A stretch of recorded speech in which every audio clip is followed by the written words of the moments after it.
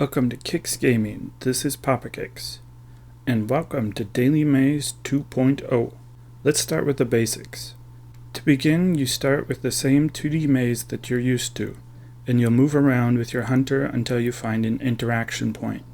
It may be a chest, and inside the chest could be maze gems, power stones, or even maze gear. Next would be the same shrines that you are used to. Heal shrines heal. Level up shrines level you up. And of course, fights. Also the same as you're used to, but now they are maze mobs. These are stronger with more HP than you're used to. The balance to this is that you now get to use your gear, which is awesome. The other benefit is you also get to pick your hunter ahead of time. Whatever hunter you have selected before you enter is who you'll use on floor 1. Then on each additional floor it will be the same as a dungeon. You pick a new hunter and keep going. Of course, you can't pick the same hunter twice, so you need to be careful who you bring early because you won't be able to bring them later. At the start, you don't want to just use any hunter and hope it works, because the monsters will be stronger than before. So what I recommend is you start with a hunter that you know will succeed easily. But here's the key, you need to know that they can succeed without a lot of perks, because you start with none. For level 1 to 4 hunters, I recommend hunters with Death Strike and Lifesteal, such as Spider Queen. Hunters with healing abilities like Vlad. Hunters with good range and protection like Bunny or Protector. Basically any hunter that will do well in Survival 3 will work here. Play very defensively. Be careful or you will die in a couple hits and that's the end of your run. Assuming you leveled up on the previous floor, when you pick your new hunter, you will start by selecting your new perks from level 1. Your old perks are gone as they do not apply to the new hunter. This is done one level at a time, which means you still get the benefit of the 10% damage and HP increase. Basically, you're leveling up each time you pick a skill, which is awesome, because otherwise you would lose that 10% bonus. This means our normal rules of perk priority still apply. Damage early, attack speed later, etc.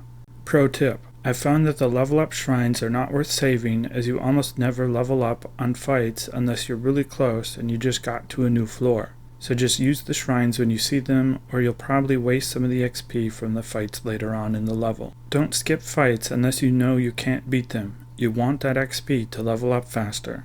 Once we have a few more levels and perks, you will have more flexibility in which hunter you select. Having said all that, you want to save your best hunters for every 5th floor to fight the bosses. This is the same boss that you've been fighting in the daily maze, so you should be used to the fight already. But a quick recap is that there are 3 different abilities the boss has. The AoE Fireball. If you are too close, this will kill you easily. The Summon. This summons maze mobs now, so be ready to run if you need to. You can also use them to heal up if you have lifesteal. And lastly, his Heal. This heals the boss for 25% of his max HP. He can only do this 3 times, once per skull, so he cannot keep healing infinitely if you are low DPS but high survivability. But it's still recommended to take higher DPS hunters to get through the fight faster. Skullmaster is great. Plague Doctor is awesome. Huntalisk with regen may do alright. See my list of recommended hunters on screen. Regardless of who you bring, you want to do most of your damage while they're casting any of these 3 skills, and avoid getting hit by his normal attack unless your hunter is designed to heal through it. There are no debuffs like reduced XP, double monster HP, or no healing, which is awesome. I was going to say that common gear users will struggle at first, but when filming for this video it became clear that they wouldn't just struggle, they would have a very difficult time and probably fail. The best I did was get to the boss only to die, and this was after dozens of attempts. Here you can see me playing Frankie. It took me over 20 minutes to clear this single room.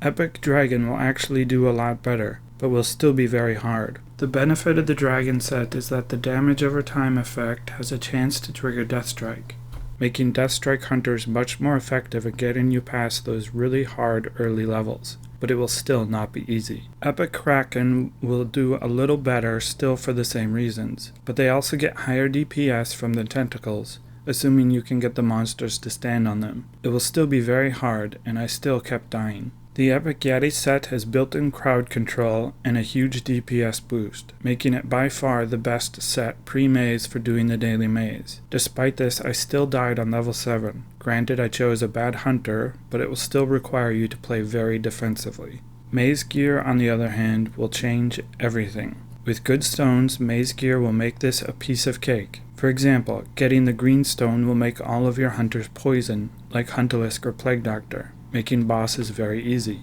The purple gem will give you Life Drain, which is a Vlad effect, allowing you to heal through moderate damage. When this stone is upgraded enough, you'll be able to out-heal most damage for many levels, which is awesome. While the amount of XP you get from each fight is random, it is still affected by the XP perk and the XP stones in your gear. It doesn't matter if you fight 5 monsters or 20, the XP is still random. Dodge stones, stun, movement speed.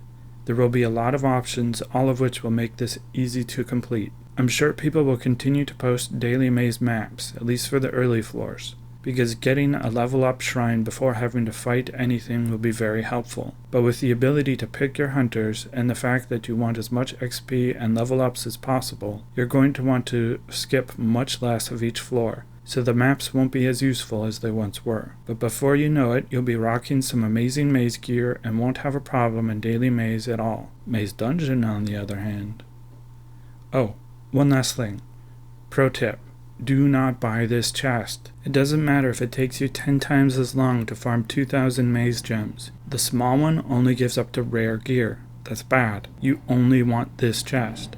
You want the chance at epic, legendary, and mythic. Alright, a big shout out to my patrons for their support. A big thank you for watching. And I'll see you tomorrow. Maybe. Papa Cake's out. Which is awesome.